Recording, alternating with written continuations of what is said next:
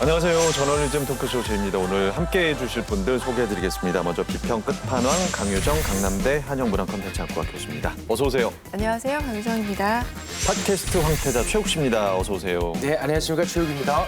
타협 없는 비평가죠. 임재원 변호사입니다. 안녕하세요. 임재원입니다.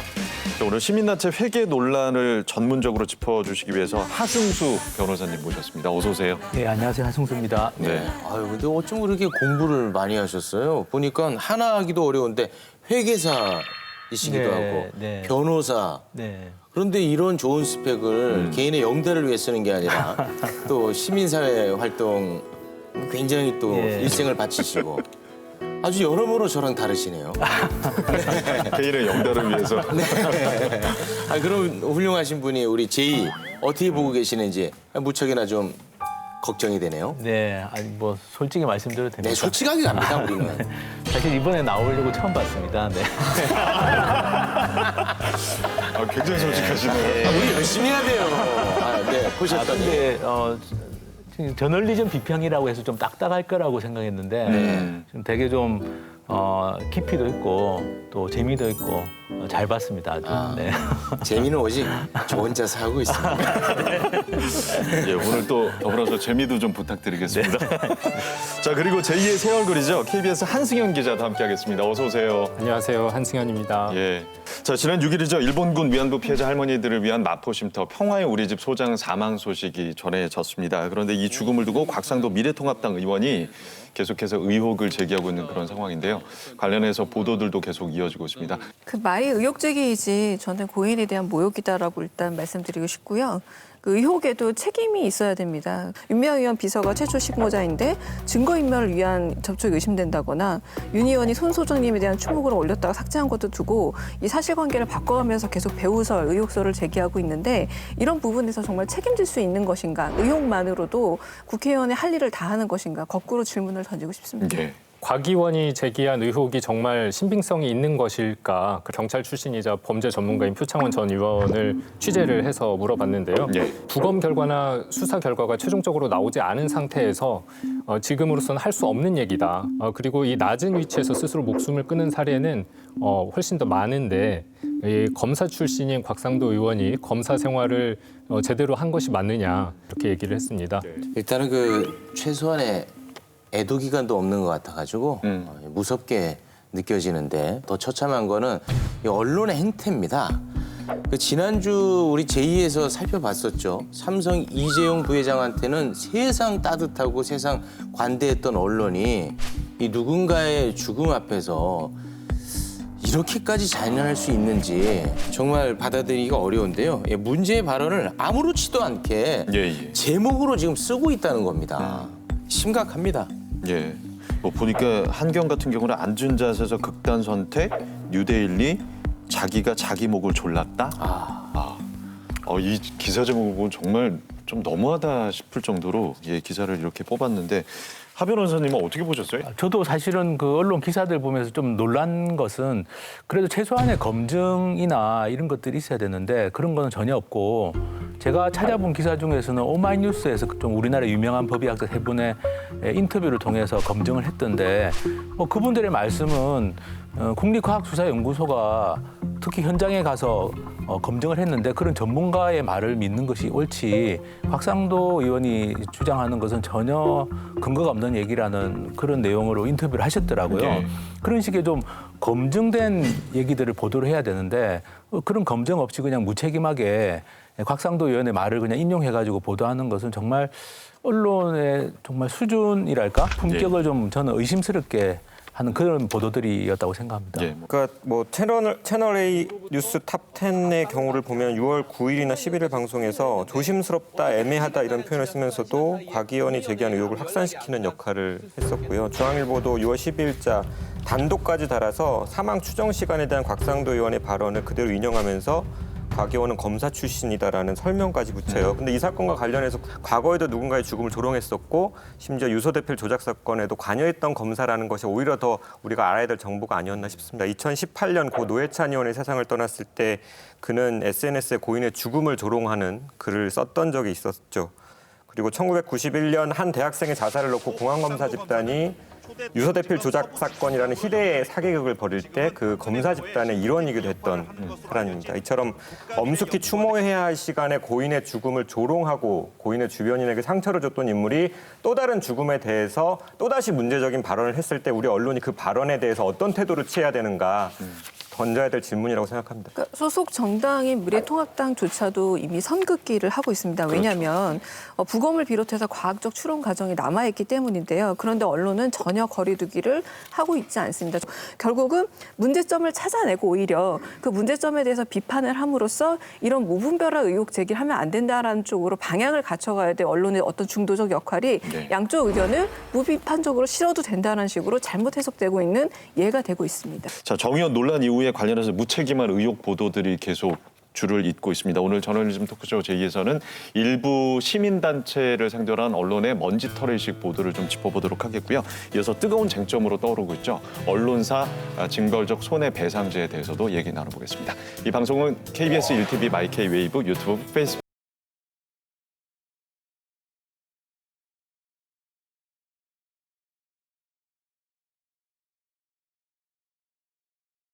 6월 2일부터 권력이 된 시민단체, 중앙일보가 10일부터 견제 없는 권력 시민단체라는 기획 보도를 이어가고 있습니다. 먼저 중앙일보 기사 소개해드릴게요. 6월 10일자 기사, 후원금 일감 주고받는 그들만의 경제 공동체에서 이른바 진보 시민단체 회계 부정 의혹을 새롭게 제기했습니다. 내용이 눈에 띄는 것은 대표 지급처로 신고된 곳의 상당수가 이른바 진보 진영 단체나 업체라는 점이다. 대기업의 계열사 일감 몰아주기처럼 같은 성향의 시민단체가 일감 연대를 이루면서 경제 공동체 몸집을 키웠다 등의 내용을 담고 있습니다. 저는 사실 이게 아무리 읽어봐도 대체 뭐가 문제라는 건지 잘 모르겠다. 그러니까 추측컨대 그런 것 같아요. 그 기획 의도는 분명한 상황에서 그에 부합하는 팩트는 수집되지 않았는데 그냥 제목과 표현으로 대충 얼버무려서 처음에 기획했던 대로 그냥 기사를 만들어낸 그런 사례가 아닐까 싶은데요. 그 요즘에 이제 다른 언론에서도 새로운 소비 트렌드라고 얘기하는 게 가치지향적 소비라는 게 있잖아요. 예. 그러니까 소비자들이 자신이 지향하는 가치를 지닌 제품이나 기업을 상대로 적극적인 소비를 하는 것을 말하는데 가령 노동운동을 하는 단체에서 노동 착취를 하는 사업장과 거래할 수는 없잖아요. 환경운동을 하는 입장에서 환경 파괴 사업장의 제품을 구매할 수는 없는 거예요. 그렇죠. 거기에 특별한 의미를 부여하지 않고 그냥 그것이 운동인 것이고 그것이 연대였던 것이죠. 그런데 이번에 중앙일보는 거기에다 대고 일감 몰아주기다, 뭐 진영 편중 거래다 이런 듣도 보도 못한 표현을 썼단 말이죠. 그러니까 이거는 나보다 이전에 일단 모른다 같아요. 사실 저는 그 기사 보고 뭐 너무 화가 났어요. 그러면 반대쪽에 한번 있는 곳들 어떤지를 한번 찾아봤습니다. 예. 예를 들면 뭐 조선일보가 관련된 대표적인 재단법인 중에 방일영 문화재단이 있거든요. 방일영 문화재단에서 저술 지원 사업을 하고 있는데 올해 상반기에 선정한 17명 지원 대상자들 17명을 조사를 해보니까 그중에 절반 이상인 조선일보 관련된 계열사 소속된 뭐 언론인들 그리고 이 동아일보나 문화일보 반면에 진보 성향 매체라고 할 수 있는 뭐 한겨레, 경향, 오마이뉴스, 프레시안 이런 곳은 한 분도 지원을 안 했더라고요. 그러면 방일영 문화재단 보고 그죠? 똑같은 논리라면 왜 오마이뉴스, 한겨레, 경향 이런 데 지원하지 않았냐고 추궁해야 되는 거 아니겠습니까? 마찬가지로 그 대표적인 그 보수단체 중에 국민행동본부라고 서정갑 씨가 대표로 있는 단체가 있는데 그 단체가 광고를 냈어요.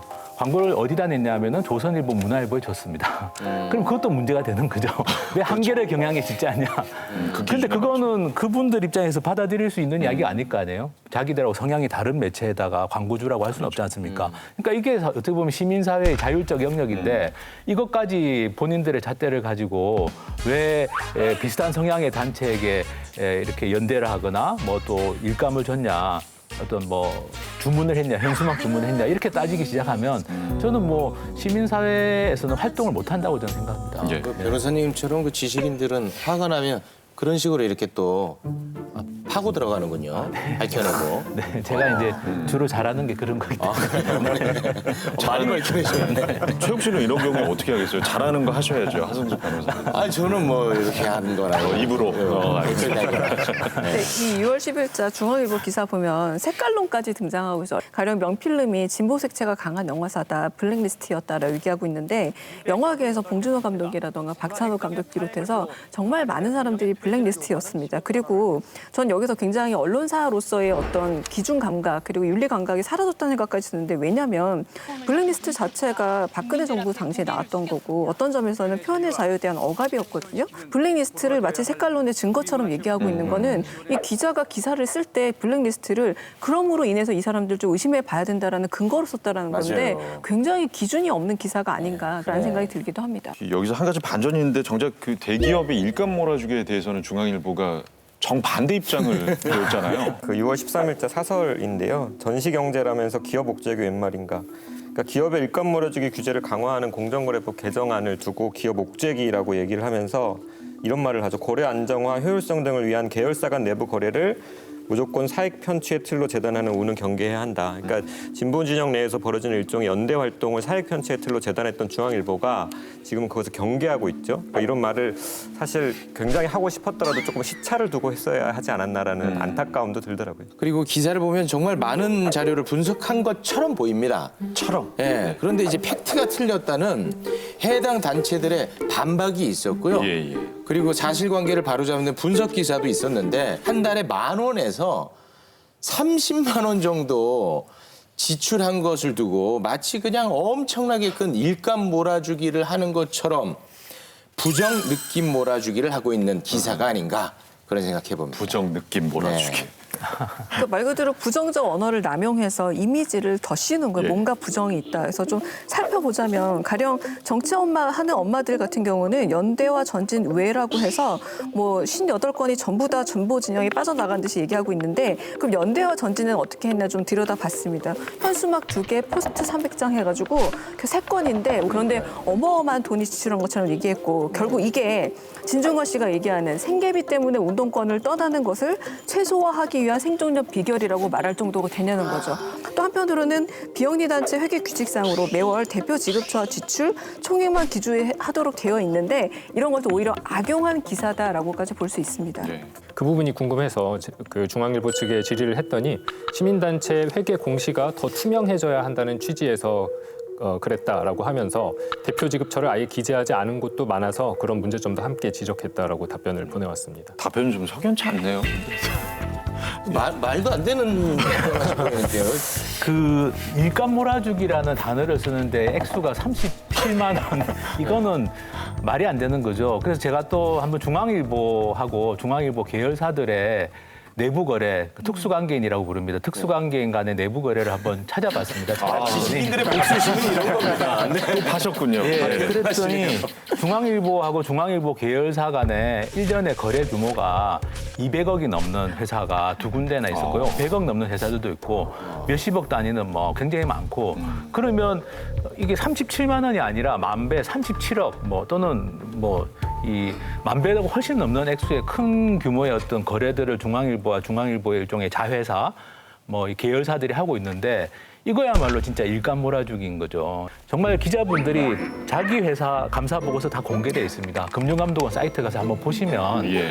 과연 중앙일보가 일감 몰아주기를 하고 있는 건지 시민사회단체가 하고 있는 건지 아마 중앙일보 기자분들도 스스로 다들 판단하실 수 있을 거라고 생각합니다. 오늘 하루만큼이라도 예. 저희는 중앙일보 비판 몰아주기 하겠습니다. 이런 재치는 아무리 공부해도 안 되죠.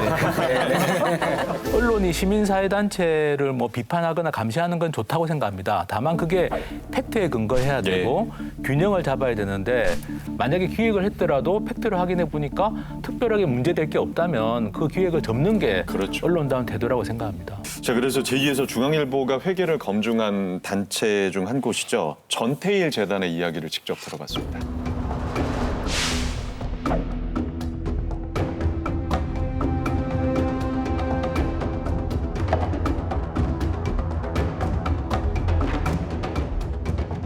회계 담당자가 지금 바깥에서 일을 하고 있다. 그래서 다시 전화를 하시라, 연결을 하시라 했는데 그 이후로는 아무 연락이 없었고 그리고 그 다음날 기사가 쑥 나간 거죠. 신문 기사에 일면에서 대문짝만하게 나왔더라고요.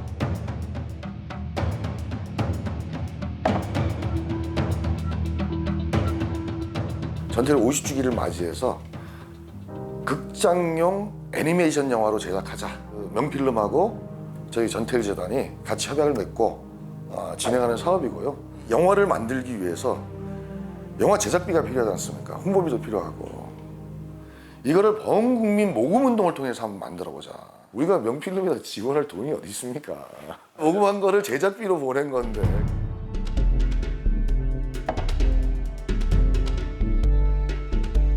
전태일 노동상 상금이 500만 원입니다.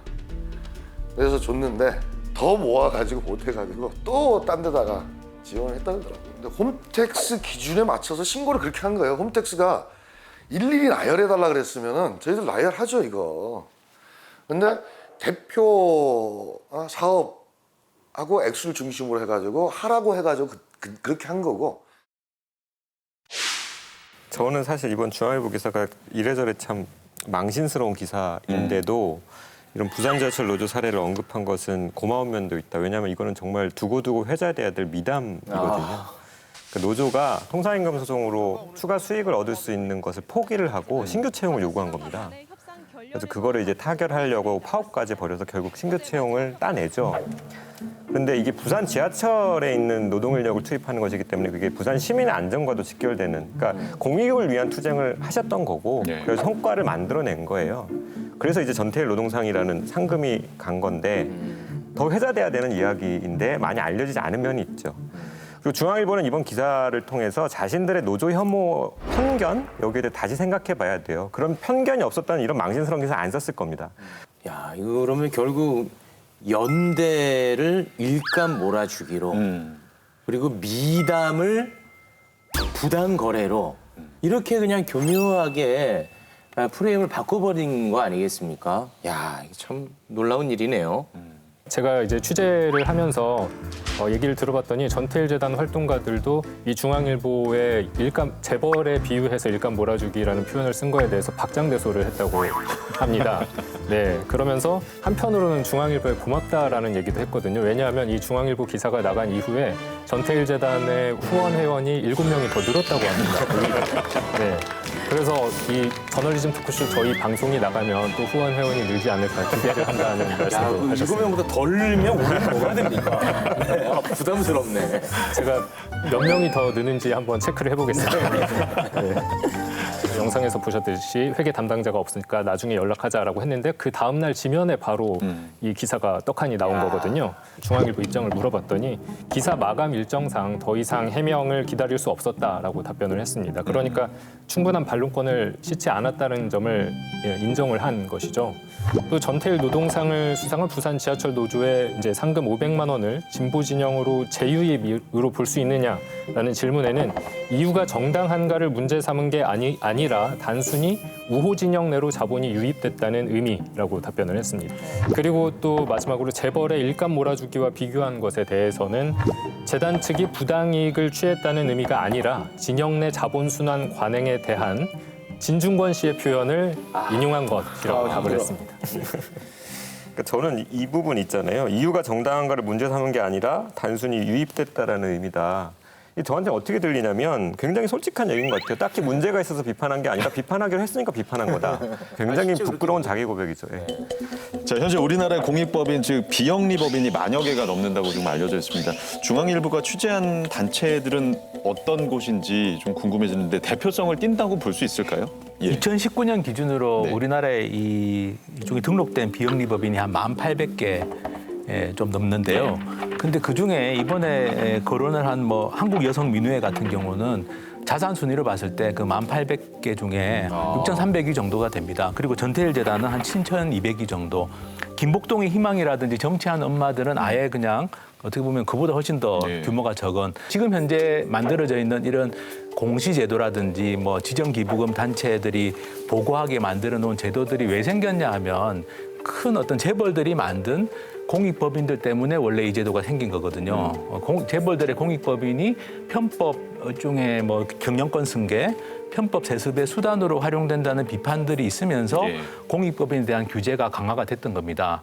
그래서 지금 이번에 이 기사가 정말 만약에 공익법인들의 실태를 검증해 보겠다는 거였으면 정말 규모가 큰 그렇죠. 그런 법인이나 단체들을 대상으로 하는 게 맞았지 않았을까 싶고 또 기사의 마지막에 보면 뭐 국고보조금이 증가했다 이런 이야기들이 나옵니다. 이 문재인 정부 이후에 뭐 정치하는 엄마들이라든지 전태일 재단은 국고보조금을 안 받는 단체인데 마치 이런 단체들도 국고보조금을 받고 있는 것처럼 또 독자들이 자칫 잘못하면 오해할 수 있도록 이렇게 기사를 작성했다는 점에서도 저는 여러 가지 면에서 좀 부적절한 기사였다고 생각합니다. 자칫 잘못하면 오해하는 게 아니라 무조건 오해하겠는데요. 오해를 할 수밖에 없겠네요. 제가 진짜. 점잖게 표현해서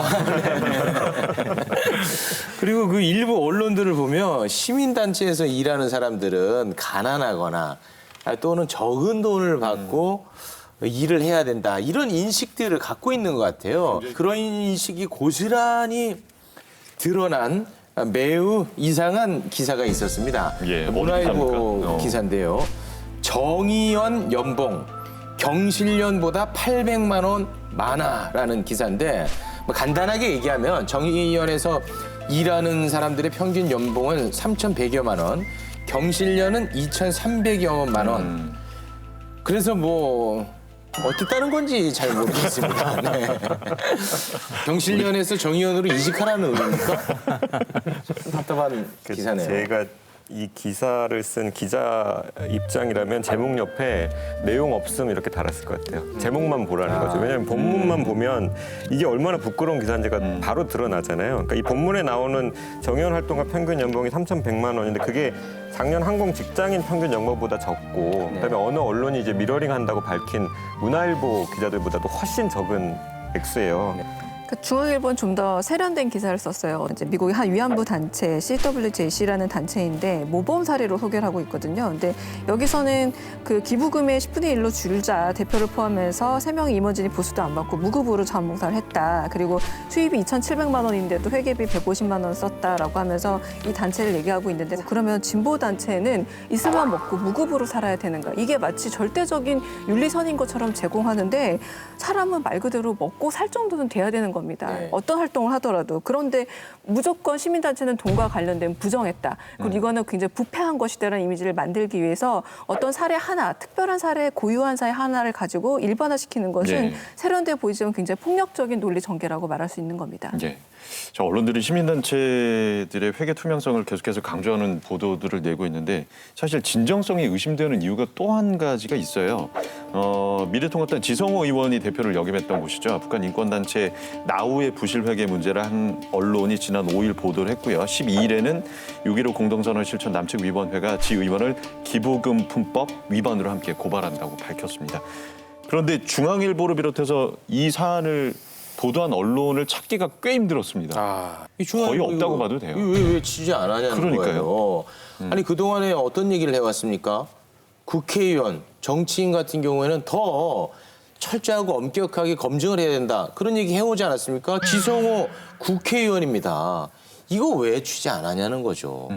이건 좀 속상하네요, 진짜. 구구보수 단체들을 삼성과 정경련이 지원했다라는 내용이 폭로된 적이 있어요. 네, 그렇죠. 심지어 그 세월호 유족들 앞에서 폭식 투쟁을 벌였던 극우 단체에도 삼성 돈이 들어갔다라는 굉장히 놀라운 사실이 알려졌는데 당시 조선중앙이 이거 거기에 대해서 별 관심을 갖지 않았거든요. 네. 그러니까 시민단체 회계 투명성이라는 문제도 굉장히 정파적으로 접근하고 있다는 거죠.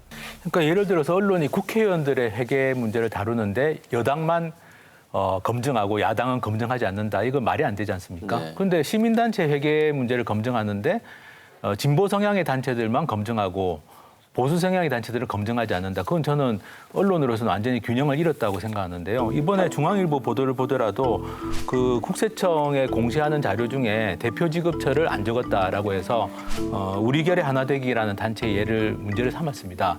근데 저도 한번 궁금해서 보수 단체 중에서는 그러면 다 이걸 다 적었는지를 한번 또 찾아봤더니 팝니다. 또 팝니다. 자유북한 운동 연합이라고 그 최근에 이 대북 전단 그 뿌리기 때문에 논란이 되고 있는 단체도 마찬가지로 지금 그 대표 지급처를 안 적은 사례가 있었습니다. 그래서 당연히 대표 지급처를 적어야 되는데 잘못이 있다면 그 잘못도 사실은 균형 있게 보도를 하는 것이 저는 맞다고 생각합니다.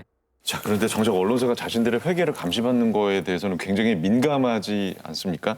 지난 2001년에 언론사 세무조사가 진행이 됐습니다. 당시 그 거부 반응이 엄청났던 걸로 저는 기억을 하고 있는데 좀 기억을 하시나요? 그러니까 저는 이 기사가 가장 기억에 남는데 중앙일보에서 언론사를 부도덕한 집단으로 몰지 말라라고 이렇게 기사를 싣고 있습니다. 그러니까 대부분 언론사 연간 매출이 3천억에도 미치지 못하는 그런 중소기업 수준이다라고 얘기하면서 언론사 존립까지 위협받는 급박한 상황이 됐다라고 하고 언론사 전체가 부도덕하고 비윤리적인 집단으로 몰아붙였다라고 주장하고 있는데 지금 중앙일보에서 시민단체를 이렇게 하고 있지 않나요? 일정 규모 이상의 기업에 대해서는 그 순환 조사라 그래서 보통 5년에 한 번씩 세무 조사를 하는 게 정상인데 언론사에 대해서는 특별한 이유 없이 계속 그 조사가 미뤄져 왔었고 94년 김영삼 정권 때도 언론에 대한 세무 조사가 있었으나 정작 그 결과가 공개되지 않아서 유착 의혹이 불거졌었던 것이죠. 그래서 2001년에 세무 조사는 하지 않았던 언론 탄압을 한 게 아니라 이제까지 해왔던 유착 관계를 끊는다는 의미가 있었고 정부와 언론의 관계를 재정립한다는 의미가 있었는데 저도 그때 기억이 나는 게 정말 어딜 감히 이런 느낌이었어요. 네. 언론 입장에서 감히 여기가 어디라고 조사를 해? 이런 식으로 나와서 굉장히 황당했던 기억이 있죠. 사실 언론사들이 3천억이라고 그 당시 얘기를 했지만 그 이후에 종편도 승인을 받고 하면서 굉장히 규모가 커지고 있습니다. 그런데 정작 그 언론사들은 제대로 된 정부기관의 감시나 통제도 받지 않고 있는 게 현실이고요. 이번에 이 문제가 논란이 되면서 제가 공정거래위원회 정보공개 청구를 한번 해봤습니다. 뭐 일감 몰아주기라든지 계열사 부당 지원 같은 문제로 조사를 한 사실이 있느냐, 조선일보, 중앙일보, 동아일보에 대해서 제가 정보공개 청구를 했는데 받은 자료는 2001년이 마지막이었던 걸로 나왔습니다. 그러니까 그 예전에 2001년 조선일보 기사를 보더라도 그 당시에 국세청에서 그 초강도 조사를 할 때 뭐라고 그 기사를 썼냐면 언론계에서 관행으로 하던 거래에 세금을 대거 추징한다라는 표현을 썼어요. 이 관행이라는 표현을 여기도 쓰더라고요.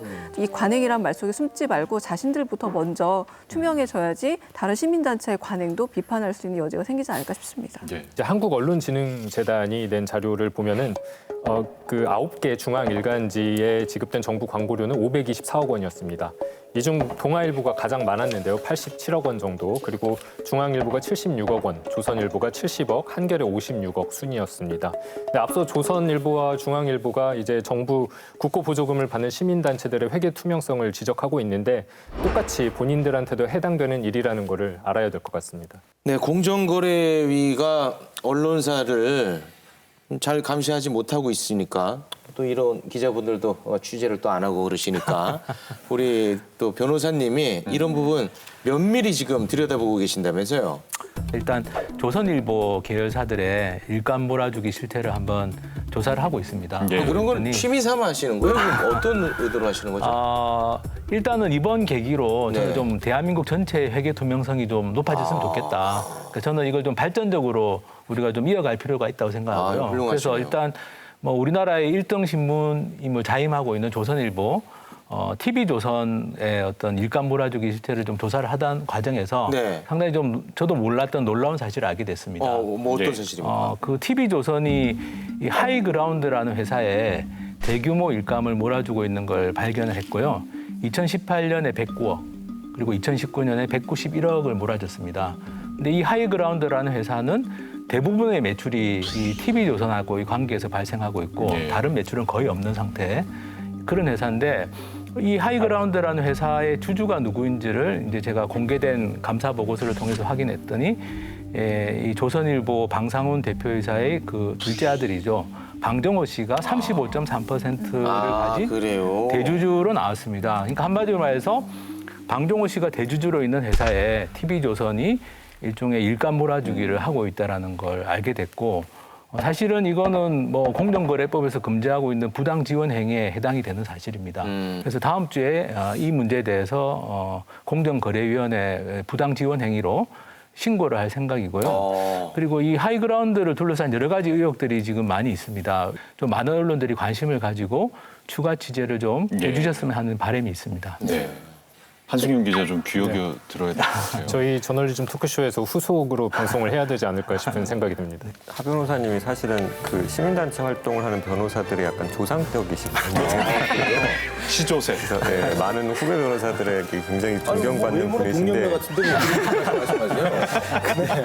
오늘 이렇게 쭉 지금 기획하고 계신 거 말씀하신 얘기 들어보니까 진짜 난 아직 너무 멀었구나 하는 생각이 좀 드네요. 야, 좋은 자극 받으시네. 뭐 이번이 저는 좋은 계기가 됐으면 좋겠습니다. 예, 정말 모두가 다 좀 투명해질 수 있는 좋은 계기가 됐으면 좋겠고 정파적인 의도를 관철시키기보다는 정말 다 같이 좀 투명해질 수 있는 그런 방향으로 저희가 좀 다 같이 갔으면 좋겠습니다. 자, 정의연 회계의 의혹으로 시작된 최근 논란에서 조선일보와 중앙일보가 내린 결론이 좌파 시민단체가 관변단체가 돼서 권력과 한몸이 됐고 관직 진출의 통로로 활용하면서 회전문 공생을 하고 있다. 어떻게 보십니까? 친여단체의 남북 교류 백두대간 등정 제주 투어에도 뭉칫돈 지원이라는 기사인데요. 먼저 여기에 등장하는 단체 중에 하나가 한국 YWCA인데 조선일보는 친여단체라는 이제 딱지를 붙였는데 YWCA 쪽에 확인을 해보니까 친여단체가 아니라 종교법인이다. 그러니까 기독교 단체라는 점을 분명히 했고요. 그래서 기사를 보면 이 보조금 4,800만 원으로 200여 명이 5성급 리조트에 숙박하면서 태백산을 등정했다라고 했는데 이 해당 리조트를 운영하는 강원랜드 측에 확인을 해봤더니 호텔은 성급이 있는 게 맞지만 리조트는 성급이 없다. 그러니까 5성급 리조트라는 말은 없는 단어인 거고요. 그래요? 네, 그렇습니다. 그리고 그렇네요. 듣고 보니. 네, 우리가 처음 듣는 말입니다. 그러게요. 5성급 리조트. 네. 그리고 숙박비도 그러니까 이 기사에서는 마치 이제 호화스러운 그 숙박을 했을 걸로 이제 느끼게끔 하는데 단체 평일 가격이 적용이 돼서 1인당 1박으로 따져보니까 36,000원 정도 꼴이었습니다. 그래서 이런 기사도 중앙일보 아까 일감 몰아주기 기사와 마찬가지로 이미 답을 정해놓고 무리하게 쓴 기사의 전형이 아닌가 싶고요. 또 여기에서 중요하게 봐야 될 부분은 YWCA는 탈원전 관련 활동을 하고 있는데 이 활동은 2011년에 후쿠시마 원전 사고 이후에 2012년부터 계속 해오고 있던 지속적인 활동인데 이 조선일보에서는 마치 정부의 탈원전 정책에 보조를 맞추는 그런 활동을 하고 있다라는 식으로 표현을 했거든요. 그러니까 맞지 않는 거죠. 저희가 그 YWCA 측에 확인을 해보니까 조선일보에서는 아예 YWCA 측에 전화라든지 어떠한 취재도 하지 않았다고 합니다. 그래요? 네. 시민단체 정계 지출 관련해서는 많은 이야기들이 예전부터 사실 있었는데요. 그 사회운동이라는 게 결국 세상을 바꾸기 위한 행동이잖아요. 세상을 바꾸기 위한 가장 확실한 방법 중에 하나가 이제 법을 바꾸는 거고 직접 현실 정치에 뛰어들어야겠다라고 판단하는 것은 오랜 경험과 지식을 갖춘 활동가가 취할 수 있는 하나의 방향이라고 생각해요. 저는 어쩌면 그게 오히려 자연스러운 느낌도 들거든요. 다만 이제 어떤 기회에 어떤 자리로 가는지를 고민해야 되는 것이죠. 정치권으로 가려고 뭔가 좀 옷을 까는 거 아니에요? 왠지 이런 반응이 나올 지금. 야, 뭔가 좀 딱 수순인데. 근데 이러한 분위기는 뭐 지금만의 문제는 아니지 않습니까? 아주 예전부터 노무현 정부 때도 뭐 참여 정부가 아니라 참여 연대 정부다. 뭐 이렇게 이제 비아냥거리기도 했었고 뭐 계속 이런 식으로 뭔가 이제 프레임을 짜가는 거 아닌가 그런 생각이 좀 드네요. 저는 뭐 권력 하는데 사실은 뭐 시민단체보다 훨씬 큰 권력이 저는 언론 권력이라고 생각합니다. 제가 이번에 TV조선의 이 계열사 부당 지원이죠. 이 문제를 좀 문제 제기를 하려고 하니까 주변에서 저를 많이 걱정하시더라고요. 네. 국회의원을 감시하는 활동을 할 때보다 훨씬 더 걱정을 하십니다. 정치인들은 어쨌든 선거를 통해서 교체라도 가능하지만 이 언론 권력은 교체되지 않는 권력입니다. 그리고 세습이 되고 있죠. 2세, 3세로 세습이 되고 있습니다. 어떤 정파적인 보도를 통해서 권력 남용이 되고 있고 어떤 많은 피해를 낳고 있는지에 대해서 언론들이 스스로가 가진 권력을 성찰해야 되지 않는가 생각합니다. 네. 지금 추진 중이신 그 프로젝트도 성공적으로 마치시길 바라겠습니다. 네, 오늘 감사합니다. 하승수 변호사님이었습니다. 고맙습니다.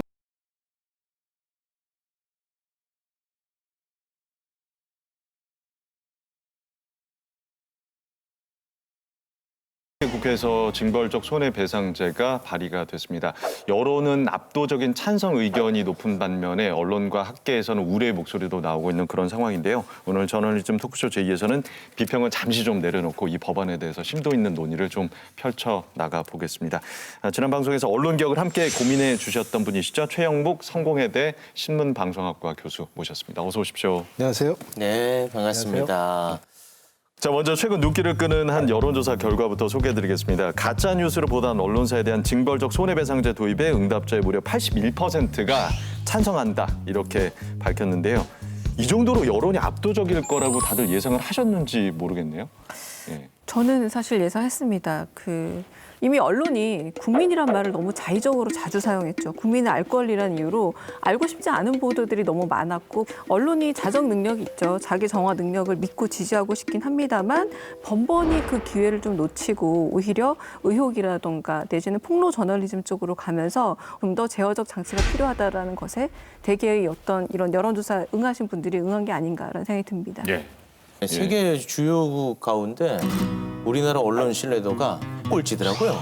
와, 굉장히 심각한 수준인데 여기서 이제 유일하게 또 기자 아니겠습니까? 네.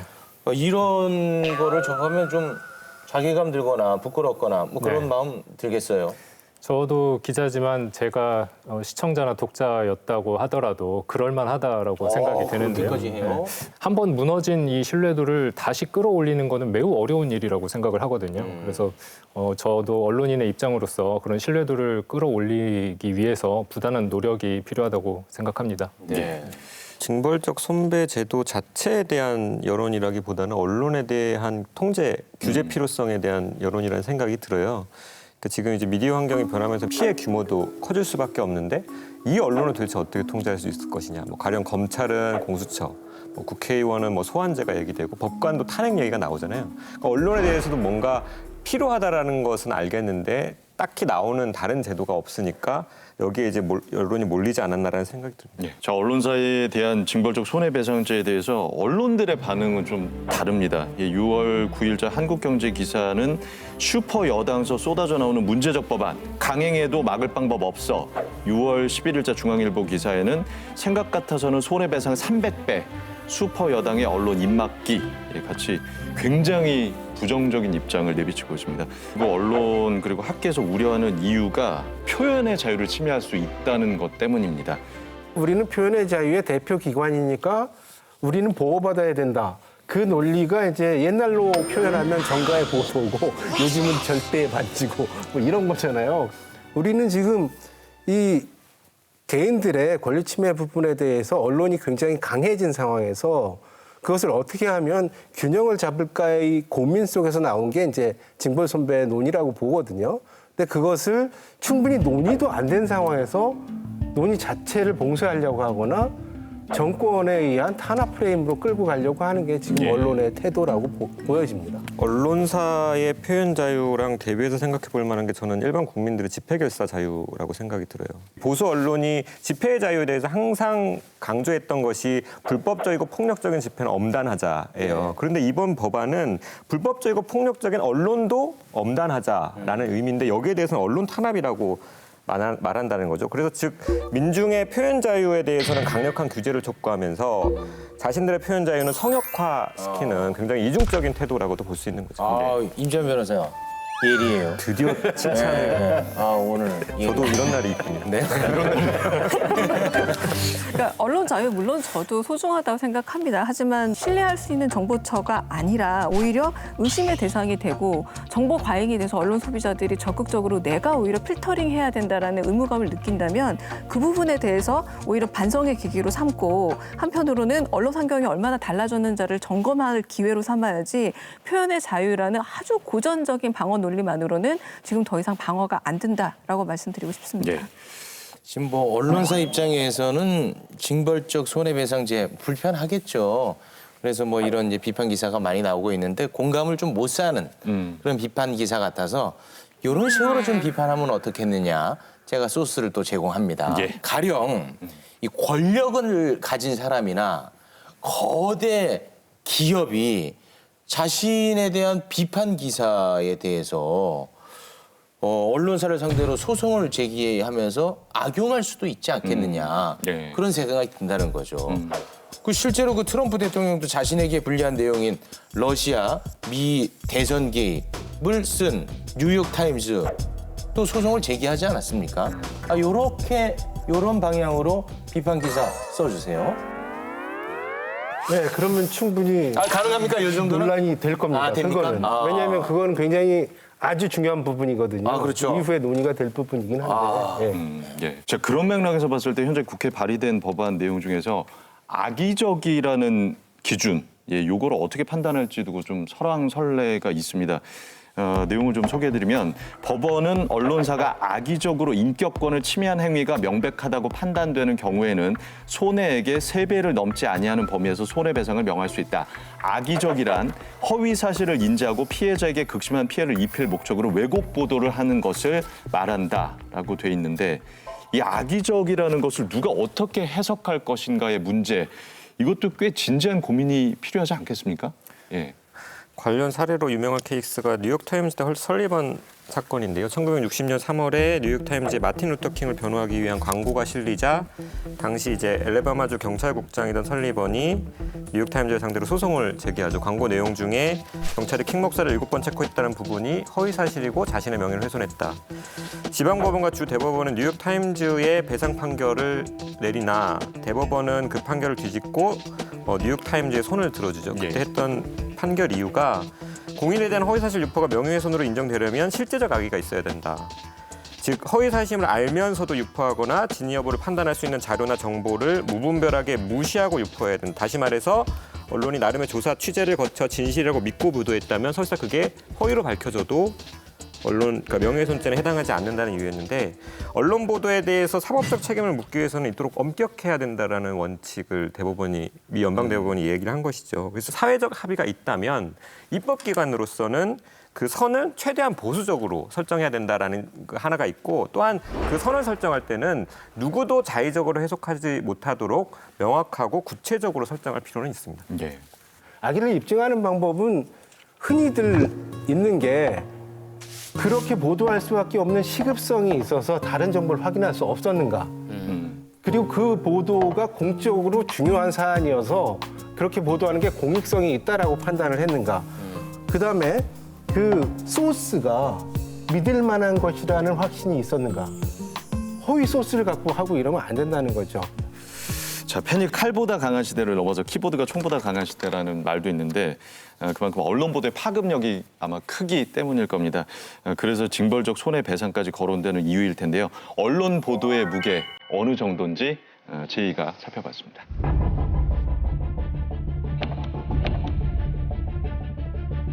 삼성전자 현직 임원이 삼성의 최신 스마트폰 핵심 부품 기술 자료를 중국 업체에 통째로 팔아넘기려다 붙잡혔습니다.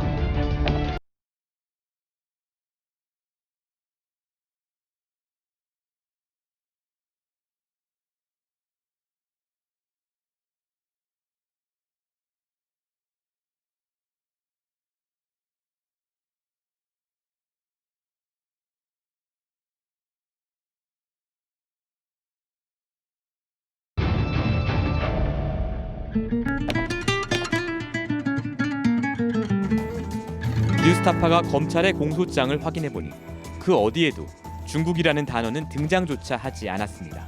누가 중국이라는 얘기를 했느냐 뭐 어땠느냐라는 얘기는 얘기 안 하시고 지금 당장은 기억은 안 나고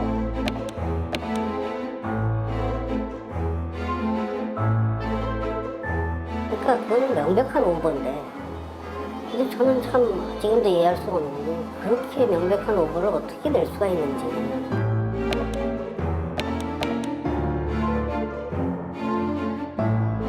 왜 그렇게까지 뭐 어떤 모든 사실을 다 왜곡하고 지어내고 제 인성까지도 그렇게 나쁜 식으로 자꾸 허위로 이렇게 스토리를 만드는 건지 저는 그것도 참 납득을 할 수가 없어요. 그러니까 SBS가 당시 뭐 단독이다 이렇게 막 대대적으로 보도했던 것이 중국 업체에 팔아넘기려다 붙잡혔다 이 부분이었는데 판결을 통해서 확인된 사실은 뭐냐면 이분은 병가 중이셨어요. 사무실에 가서 자신의 이메일로 온 첨부 파일 자료들을 가져다가 집에서 일하려고 가지고 나가다가 보안 검색에 걸렸던 겁니다. 그러니까 굉장히 오해가 있었던 거예요. 근데 오해가 있었음에도 삼성이 이걸 크게 부풀려 버렸고 SBS가 여기다가 엄청난 양념. 그러니까 이게 너무 그러니까 순화시켜서 양념인 거지 심각한 가해를 한 거였죠. 그것이 결과적으로 이 전무로 하여금 삶을 놓아버릴까 생각도 하게 만들었고 그 어머니가 실제로 그러한 보도 때문에 쓰러졌다고도 하시거든요. 그런데 SBS 당시 그 단독 보도를 냈던 기자는 거기에 대해서 아직까지도 한마디로 사과하지 않는다. 이게 징벌적 성별제도의 필요성을 역설하는 사례가 아닐까 생각이 듭니다. 이 해당 이 피해자분은 인생이 완전히 그냥 송두리째 뽑힌 거 아니겠습니까? 야, 이거 진짜 너무 억울하고 속상할 것 같네요. 그러니까 이게 바로 이제 낙인 찍기 기사인데요. 이제 가령 영국 같은 경우에는 너무나 유명한 매들린 맥켄 사건이라고 있어요. 이 매들린 맥켄이라는 한 아이가 그 포르투갈의 고급 휴양지에서 사라졌고 영국에서 유명한 대중지이자 한편으로 타블로이드 신문이기도 한 데일리 익스프레스하고 데일리 스타가 사실 이 부모가 자작극을 벌이고 있다는 기사를 실어요. 이 부분에 대해서 오보라는 게 인정이 돼서 런던 고등법원이 두 언론사에 대해서 55만 파운드에 대한 배상을 판결 내립니다. 미국에서 징벌 손배는 그보다 훨씬 규모가 커져요. 헐크 호건이라는 그 유명한 프로레슬러 헐크 호건, 네. 아실 거예요. 네네. 유명한 사람이죠. 네. 이 사람이 또 이 징벌 손배 관련해서 아주 대표적인 사람이에요. 그 폭로돼서는 안 되는 사생활 관련 동영상을 이 고커라는 그 인터넷 폭로 매체입니다. 여기에서 그걸 이제 편집해서 올려요. 그래가지고 이제 막 조회수 올리고 난리가 났죠. 그러니까 이제 호건이 내려달라고 했는데 안 내립니다. 그래서 버티니까 이제 소송을 간 겁니다. 징벌 손배로. 그때 배상액이 징벌까지 합해서 1,337억이었어요. 법원이 때린 그 최종 판결한 게. 그래서 그 고커라는 그 사장의 입장에서는 이거 물어줄 방법이 없어요. 그렇죠. 그래서 파산 신청합니다. 근데 지금도 언론 피해 구제 관련 법과 제도가 굉장히 많이 있더라고요. 현행 언론중재법상 언론 보도로 인한 피해를 입은 당사자는 해당 언론사 등에 직접 정정 보도, 반론 보도를 청구할 수 있다. 그리고 범죄 혐의가 있다거나 형사 조치를 받았다는 내용의 언론 보도 이후 형사 절차에서 무죄 판결 등을 받은 경우에는 추후 보도를 청구할 수 있다. 그리고 피해자와 언론사 간의 분쟁이 원만히 해결되지 않으면 민사소송으로 손해배상을 청구할 수 있다. 이 밖에도 67개 조항에 달하는 방송심의 규정 등등등 제도가 엄청 많아요. 그런데 이런 것들이 나를 보호해주고 있다라는 생각이 안 드는 이유는 무엇인지 궁금해지네요. 왜 그럴까요? 가령 손혜원 전 의원 보도 그리고 지율스님 보도 이런 것들이 다 잘못되어서 정정 보도를 하긴 했어요. 그러나 그 정정 보도를 보자면 언론 중재에 거쳐서 혹은 재판까지 거쳐서 시간이 흐른 다음에 대개의 기성 언론들이 마지 못해서 마지막에 결국 판결문까지 받고 나서 하는 경향들이 더욱 많다라는 건데 이걸 피해자 입장에서 한번 보자라는 겁니다. 실질적으로 2009년에서 2018년까지 언론 관련해서 소송해서 손해배상 판결금을 보자면 500만 원 이하인 것이 거의 절반이고 이 자체만으로도 피해 구제와는 거리가 멀고 실질적으로 적용되지 않는다라는 무효능감 문제를 반드시 돌이켜 봐야 됩니다. 사실 중재법이 50 때 만들어진 거거든요. 그래서 냉정하게 보자면 역으로 언론을 보호하려는 면도 더 강한 측면이 있어요. 이거 오래 걸리고 소송해서 승산도 없고 그러니까 합의하는 게 좋다 이런 기본적인 중재가 목적인 거잖아요. 그리고 그걸 거쳐서 법원까지 가려면 아까 그 전무님 그분도 얼마나 긴 시간을 언론과 전쟁을 해야 되는데요, 개인이. 그걸 감당하기가 쉽겠습니까, 한 개인이? 방송통신심의위원회 규정도 좀 부실하다는 지적들이 좀 있었습니다. 올해 4월에 그 방통위가 TV조선과 채널A의 조건부 재승인을 결정을 하면서 연간 법정 제재를 5건 이하로 감소시킬 것이란 조건을 달았는데 TV조선이 이미 5건을 다 채웠습니다. 네, TV조선이 이제 올해 받은 법정 제재 5건인데 이 중에 2건은 행정소송이 진행 중이거든요. 그 행정처분 권한이 방통위에 있는데 방심위가 의결을 확정한 뒤 방통위에 해당 내용을 받아서 방송사에게 통보를 합니다. 그런데 방송사가 이를 그대로 받아들이지 않을 경우에는 재심 청구나 행정소송을 하기도 하는데요. 그렇게 되면 재판이 진행 중이면 법정 제재 건수에서 제외가 되거든요. 네, 이렇게 시간을 일부러 끌어서 행정처분을 무력화하려는 시도가 현재 있다고 볼 수 있습니다. 10건이 걸려도 소송 걸면 그만이에요. 그러니까 이게 무슨 규제 효과가 있겠는가. 법에 의한 판단이 아니다 보니까 힘이 없는 거예요. 이런 것이 지금 우리가 이제 징벌 손배를 논의하는 배경인데요. 사실 이게 완전히 새로운 제도라기보다는 과거의 손해배상 제도를 강화하는 거잖아요. 징벌 손배가 되려면 손해배상을 입증할 수 있는 상황에서 악의까지 추가될 경우 이제 징벌적인 배상금을 청구할 수 있는 거니까 언론사나 기자들이 경쟁사보다 상대적 우위를 차지하려면 자극적이고 선정적인 걸 찾아야 되고 그러다 보니까 구조에 함몰돼 있단 말이죠. 그럼 이거에 좀 파열음을 내려면 너네 이렇게 가면 회사 문 닫을 수도 있는 제도적 장치가 있다. 그러니까 한 번 더 검증하고 그리고 그거에 문제가 될 소지가 있어 보이는 건 스스로 좀 숙고하는 전체적으로 경고 효과, 정화 효과가 작동한다라고 보는 거죠. 언론에 제대로 책임을 묻기 위해서는 이 법률안을 꼼꼼히 촘촘하게 마련하는 게 이 언론 개혁의 어떤 단초가 될 것이라는 데는 모두가 아마 공감하실 것 같은데 단순히 이 징벌적 손해배상제 도입 여부를 떠나서 앞으로 21대 국회와 언론계에서 좀 진지한 논의가 꾸준히 좀 이어져야 될 것 같습니다. 저는 좀 이번에 보면서 김영란법이라던가 민식이법 생각이 많이 났습니다. 뭐냐면 존재감 자체로 굉장히 자정 능력을 줄 수 있는 법들이 있다라는 거예요. 그러니까 김영란법 아주 심각하게 위반한 사례로 공인이 지금 말 그대로 뉴스에서 검색된 사례는 거의 없지 않습니까? 그럼에도 불구하고 김영란법 이후로 굉장히 많은 실생활이 달라진 건 사실이거든요. 그걸 원하는 거예요. 이렇게 상징적 존재감으로서 징벌적 배상 제도가 있음으로 인해서 이런 어떤 우리가 기대하는 언론에 대한 순기능을 가지고 있는 언론의 모습을 되찾기 위한 상징적인 법안이지 이걸 가지고 언론의 목을 죄겠다? 그게 아니기 때문에 무조건 안 된다. 우리 목을 죄는 거다라고 거부할 게 아니라 공론화 과정에 동참해야 된다라고 생각을 합니다. 지금 시대적인 과제로 이제 검찰 개혁하고 언론 개혁 얘기를 하는데 사실은 검찰도 언론을 입으로 이용하면서 권력화된 거잖아요. 그런 고리를 끊는 방법 중에 하나가 언론이 그 유착해서 창작도 하고 약간의 정보를 가지고 왜곡 허위 보도를 할 수 있는 그런 상황들을 제어할 수 있는 시스템. 그것이 일단 제일 중요한 필요성인 것 같고요. 그런 논의 구조가 계속 만들어져서 이런 측면에서 이 법을 바라볼 필요가 있다 이런 생각입니다. 자, 저널리즘 토크쇼 저희 오늘 준비한 내용은 여기까지입니다. 이 방송은 KBS 1TV, 마이케이 웨이브 유튜브, 페이스북을 통해서도 만나실 수 있습니다. 지난 6월 15일이죠. 그동안 언론 정상화를 위해서 힘써왔던 김세훈 강원대 신문방송학과 교수가 별세했습니다. 저널리즘 토크쇼 저희는 좋은 언론인, 좋은 언론학자를 기억하겠습니다. 언론개혁 끝까지 함께하겠습니다. 다음 주 일요일 밤에 다시 찾아뵙겠습니다. 고맙습니다. Looking for a reckoning, digging up what eyes can't see. I'm waiting on a heartache to prove I'm alive. I'm